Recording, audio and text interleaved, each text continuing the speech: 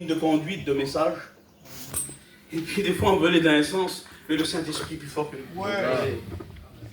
Le Saint-Esprit est plus fort que nous. Amen. Et nous devons nous laisser conduire par le Saint-Esprit. Amen.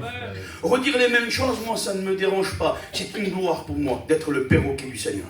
Ça ne me dérange pas. Je préfère vous dire avec l'esprit les messages que Dieu me donne qu'essayer par orgueil d'en trouver des nouveaux par la chair. Vous comprenez?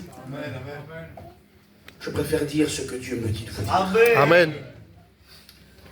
J'étais là assis et puis le Seigneur parlait en mon cœur. Le Seigneur me disait en mon cœur qu'il y avait des gens ce soir qui avaient écouté la prédication de cet après-midi. Et qui avaient dit en leur cœur, oui c'est bien, la gloire, j'y vais, j'aime le Seigneur, mais il y a quand même des choses que je veux obtenir ici-bas. Oui. Il y a quand même des promesses que Dieu m'a faites, que j'obtiendrai ici-bas. Mais j'aimerais te dire que même si toute la gloire t'attend, Dieu n'a rien oublié pour toi. Amen.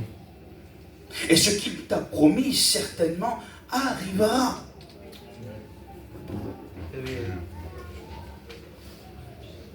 Tu as peut-être un rêve qui s'est éteint. Et il y a peut-être une personne ici ce soir qui n'espère plus dans la promesse.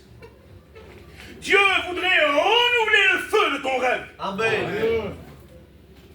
Dieu voudrait renouveler l'espérance de la promesse qu'il t'a faite. Amen. Dieu voudrait que tu ôtes le voile noir de ta maison que tu as posé par ton incrédulité et que la lumière de l'espérance revienne dans ton cœur. Amen.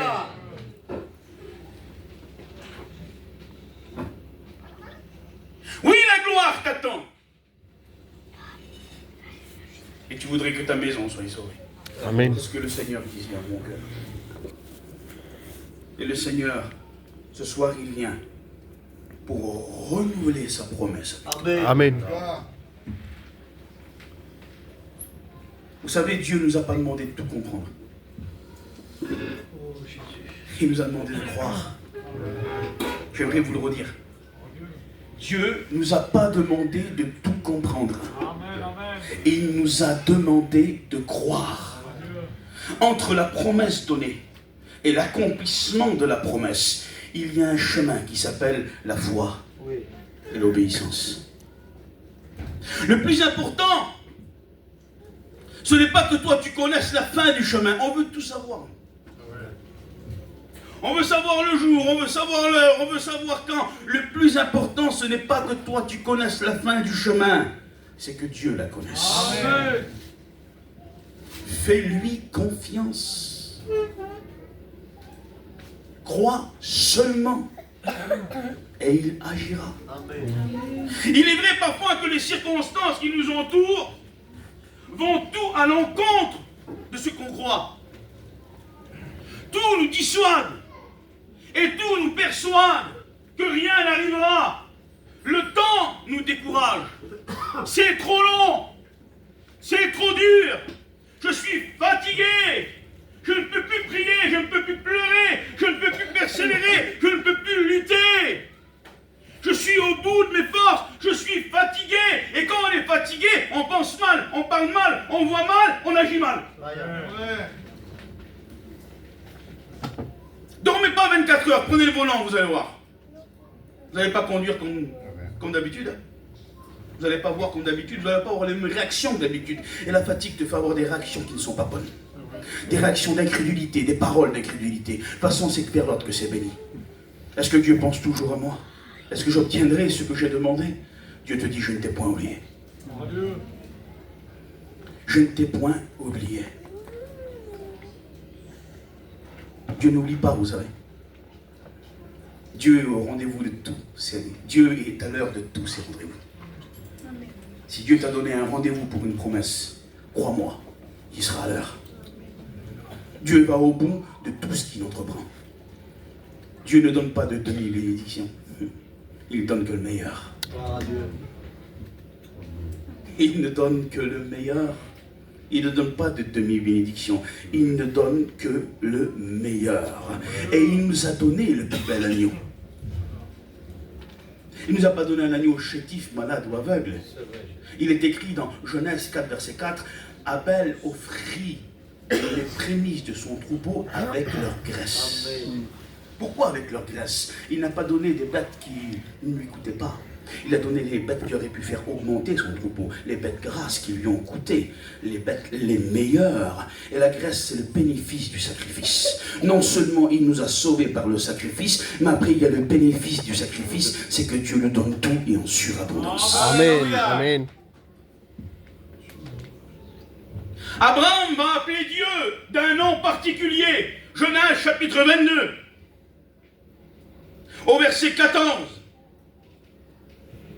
Et il va appeler Dieu, et on le chante souvent dans nos églises, ce cantique. Yahvé, Jireh. Vous savez qu'est-ce que ça veut dire? Que celui qui sait ce que ça veut dire, qu'il lève la main. Ça veut dire Dieu pourvoit. Dieu pourvoit. Et Dieu peut pourvoir pour toi. Amen. Yahvé, Jireh. Le Dieu d'Abraham est ton Dieu. Amen. Il appelle, connais-tu le Dieu qui pourvoit, le Dieu à qui rien n'est impossible? Des fois, il arrive des circonstances dans nos vies, dans nos foyers. Et ça devient dur. On est là, on vient à La Réunion parce qu'on doit venir à La Réunion. On est ici sous un foulard, derrière une Bible, derrière une chorale, derrière une tâche évangélique. Mais on n'est plus vivant dans l'église, on ne fait qu'exister. Le désir s'est éteint. La promesse, on n'y croit plus. La fatigue est là. On n'arrive même plus à prier. Même plus à communier avec nos frères. Même plus à prier pour ce qu'on a besoin, pour ce qu'on attend encore. Dieu te dit, fais encore un pas. Chante encore un cantique. Gloire à Dieu. Fais encore une prière ce soir. Tout nous dissuade que rien n'arrivera.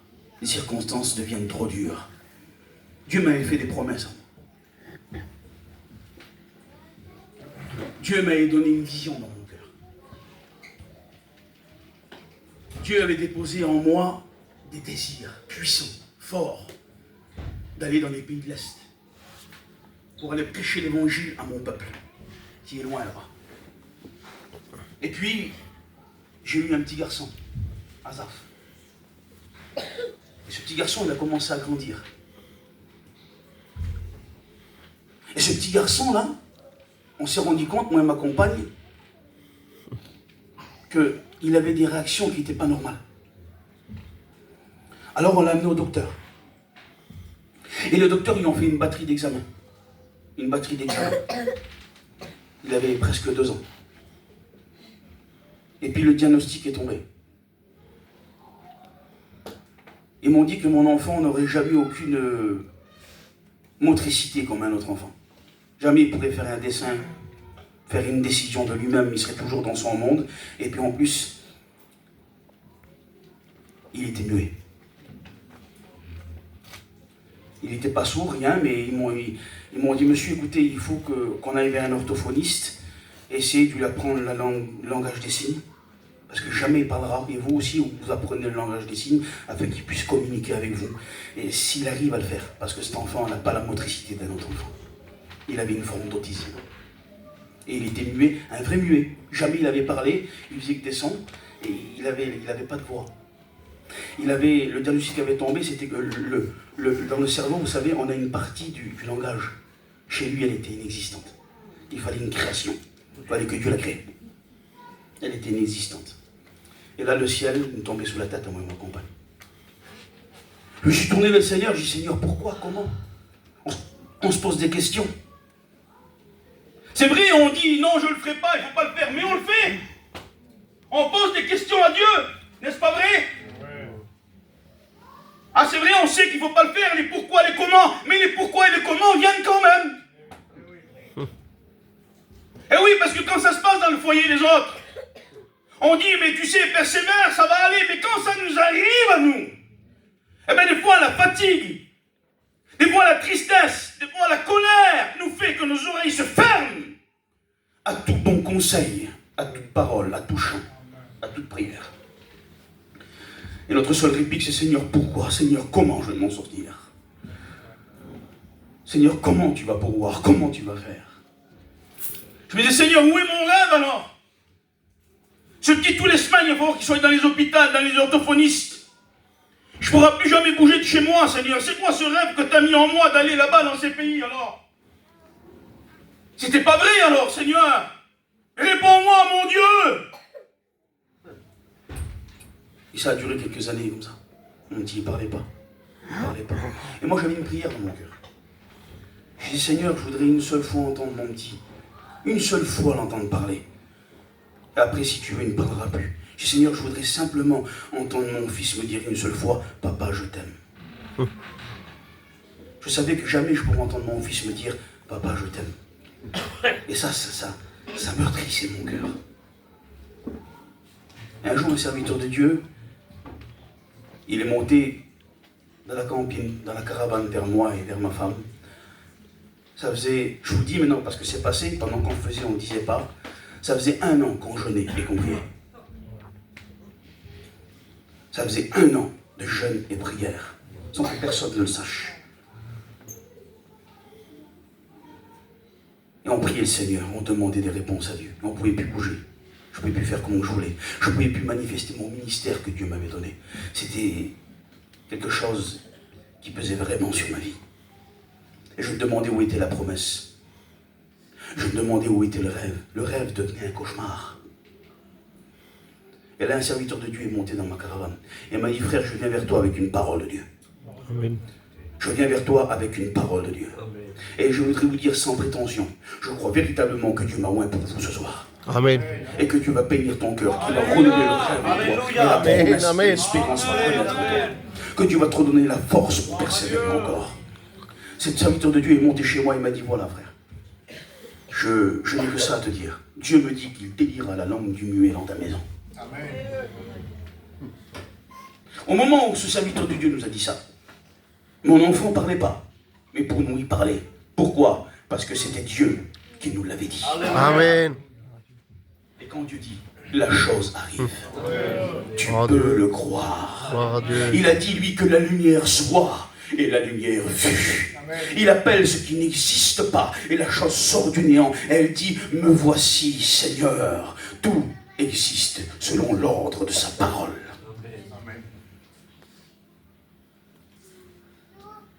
Les gens me prenaient pour un fou. Ils me demandaient des nouvelles de mon fils. Vous savez qu'est-ce que je disais? Je vous promets que c'est vrai. Et il est là témoin, lui.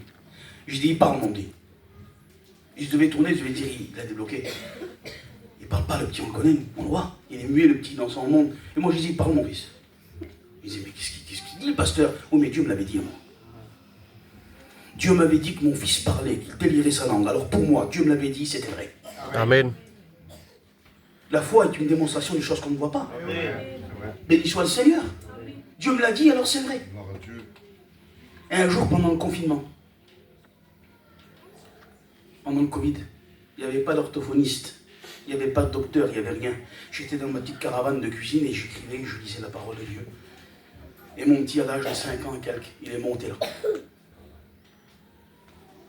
Vous vous souvenez de ma prière, c'était quoi que je demandais qu'il me dise, on dit? Et une heure moi, il m'a bougé le bras comme ça. Je dis, oui, mon garçon. Il m'a regardé, il m'a dit, Tata, je t'aime. Amen. Sois béni, mon Dieu. Amen. Ça ne réalise pas toujours le miracle que Dieu a fait dans notre foyer. Regardez, Dieu a délié ça donc, comme il se souvient qu'il était là, lui, il était muet, mon fils. Il m'a regardé, il m'a dit, papa, Tata, je t'aime. J'ai dit, mon fils, qu'est-ce que t'as dit? J'ai dit, Marina, j'ai crié au secours. Elle est venue, et quand elle est venue, il a regardé, elle a dit, maman, je t'aime. On a appelé ma famille, tout ça, d'un coup, il n'y a plus de Covid, tout le monde était chez nous. Et le petit a commencé à parler. Alors, il m'a dit, mon fils, mais comment tu sais ces mots? Comment tu sais les dire? On ne comprenait pas, il savait parler de but en blanc. La promesse était réalisée comme Dieu l'avait dit, il n'y a pas eu de progression. Dieu a délié sa langue. Et il me disait, petit tata, je le savais, mais je ne pouvais pas le dire. Maintenant, vous savez, c'est quoi? C'est un pêcheur professionnel, il va à la pêche. Il chante des cantiques. Il parle français, il parle manouche. Alors, quand Dieu fait quelque chose, il le fait à merveille. Amen. On vient d'un voyage de Pologne, ça fait 18 jours qu'on était là-bas. Et Dieu nous donne des âmes. Il nous a donné des guérisons instantanées, on a vu les malades guéris. On a vu des âmes qui se donnent au Seigneur. On est en train de vivre le réveil d'un pays qui se donne à l'évangile. Amen. Non, le rêve était vrai. Alléluia. La promesse était réelle. Et pour toi aussi, elle est. Il faut que tu crois dans ce que Dieu t'a promis. Un jour, Dieu va venir vers Abraham. Et il va lui dire, Abraham, offre-moi ton fils, ton unique, celui que tu aimes, Isaac. Tu iras jusqu'à une montagne que je te montrerai et tu me l'offriras en holocauste. Il n'est pas écrit qu'Abraham a posé des questions à Dieu. Abraham croyait simplement en la promesse de Dieu. Abraham ne savait pas comment Dieu allait s'y prendre. Il ne savait pas comment Dieu allait faire, mais il savait que son Dieu ne pouvait faillir à sa parole. Tu ne sais pas comment Dieu va s'y prendre. Tu ne sais pas comment il va faire. Tu attends peut-être le salut dans ta maison pour quelqu'un. Tu attends un rêve qui se réalise et c'est là que tu attends la promesse. Fais-lui confiance. Amen. Fais-lui confiance. Il dit qu'Abraham va se lever. Il va prendre son fils. 3 jeunes serviteurs, en pleine santé. Il dit comme ça. 3 jeunes serviteurs. Un petit âne, du bois, du feu et un couteau. Tout pour faire l'holocauste. Il est écrit qu'il va marcher pendant 3 jours. Là. Pendant 3 jours, il a dû se poser des questions, Abraham. Il a dû regarder son fils, là, qui faisait la joie de son cœur, qui buvait dans sa coupe, dormait dans son sein, mangeait dans son plat. C'était son Isaac, le fils de la promesse. Il allait vraiment le sacrifier. Il devait dire, Seigneur, comment tu vas faire? Tu m'as promis que c'est en lui que serait ma postérité. Tu m'as promis que c'est en lui que serait la promesse. Il va arriver jusqu'à la montagne de Moria. Et Dieu va lui dire, c'est sur cette montagne que tu m'offriras l'enfant. Et là, Abraham va arrêter ses serviteurs. Il va les regarder, il va leur dire quelque chose d'extraordinaire. Il va dire, restez ici. Moi et l'enfant, nous monterons pour adorer. Et nous reviendrons vers vous.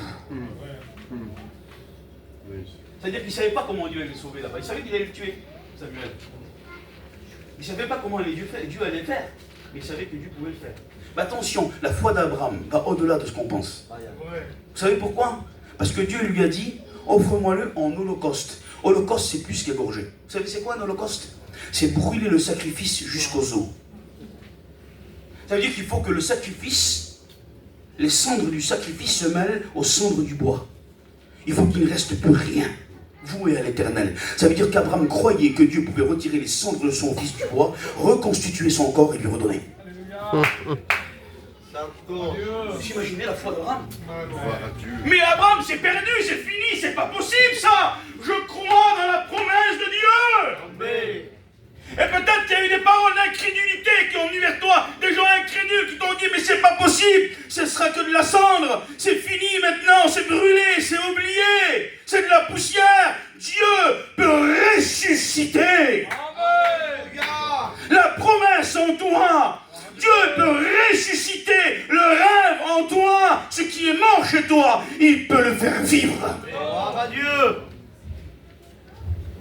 Qui est mort chez toi? Ton mari spirituellement, je parle spirituellement bien sûr. Tes enfants, la promesse en ton cœur, le rêve en toi. Dieu peut faire une résurrection chez toi. Amen. Dieu peut le faire. Là, Abraham est en bas de la montagne. Et il est écrit qu'il va prendre le bois et il va le mettre sur le dos de son fils. Et là, je me suis posé une question. Je me suis dit, Abraham, le pauvre enfant, tu vas déjà le sacrifier en haut là-bas. Pourquoi tu lui donnes la charge de porter le bois en plus? Tu aurais pu prendre un des 3 jeunes serviteurs, c'est des jeunes serviteurs.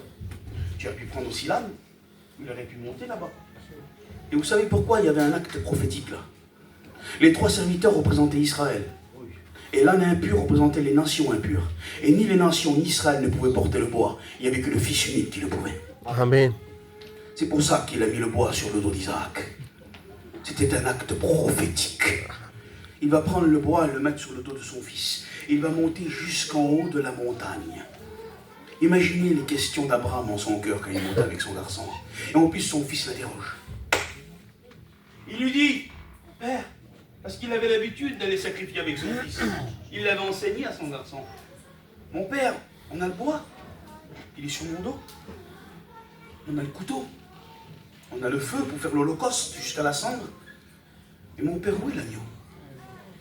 Imaginez le coup dans le cœur d'Abraham, ça a dû être cette question. Abraham regarde son fils et il est sans réponse. Mais dans sa réponse, il donne aussi une grande prophétie. Il dit Dieu se pourvoira lui-même. Dieu se pourvoira lui-même. Amen. Ta grâce, Jésus. Et sur la montagne, Dieu a pourvu en son fils afin que nous soyons sauvés. Et dans ce sacrifice, il y a la graisse du sacrifice. C'est les promesses pour ta vie. Amen. Il est écrit qu'il va arriver jusqu'en haut de la montagne. Et là, Abraham, moi je vois Abraham, si vous me donnez l'autorisation de penser ce soir. Abraham a dû dire, Seigneur, ça devient trop dur là. Donne-moi un signe, fais quelque chose. Je ne pourrai pas attacher ses mains et ses pieds. C'est mon petit. Je ne pourrai pas, Seigneur. Et peut-être tu es en train de se poser cette question, Seigneur, comment tu vas sauver mon garçon? Comment tu vas sauver ma petite? Comment tu vas sauver mon foyer? Comment tu vas sauver ma vie, Seigneur, dans l'état que je suis? Seigneur, comment je vais faire maintenant? Seigneur, je ne pourrai pas aller jusque-là, ça sera trop dur. Et là, il attache ses mains, il attache ses pieds, et Dieu ne dit rien.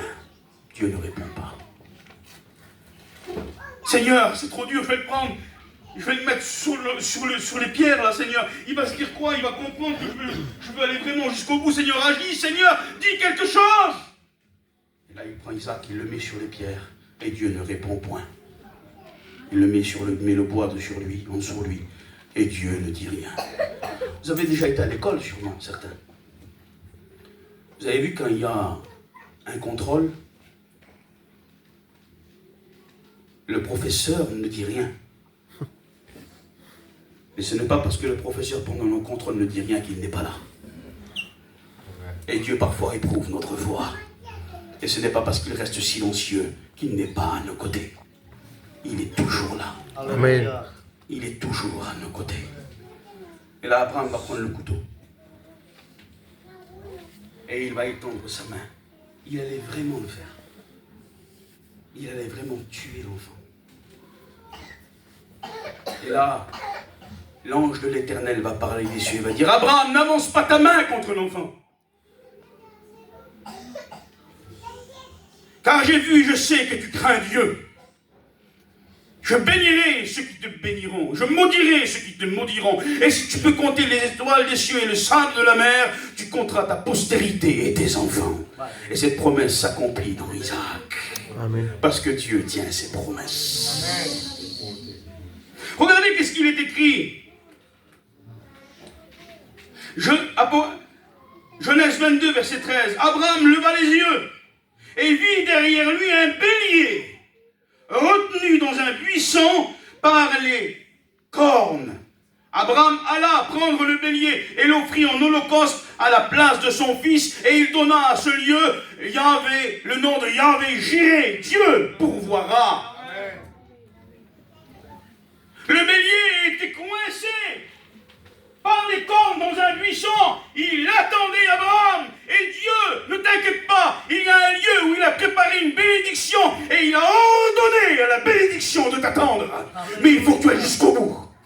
Il faut que tu ailles jusqu'en haut de la montagne. Ne t'arrête pas à moitié, ne t'arrête pas à 3/4, ne t'arrête pas à 10 mètres, à 5 mètres. Va jusqu'en haut. Amen. Regardez, et si Dieu ôtait la montagne de devant toi et te faisait voir la bénédiction qui s'approche de toi. Quand Abraham se posait des questions, comment Dieu allait faire, il était sur le versant de la montagne, là, à droite.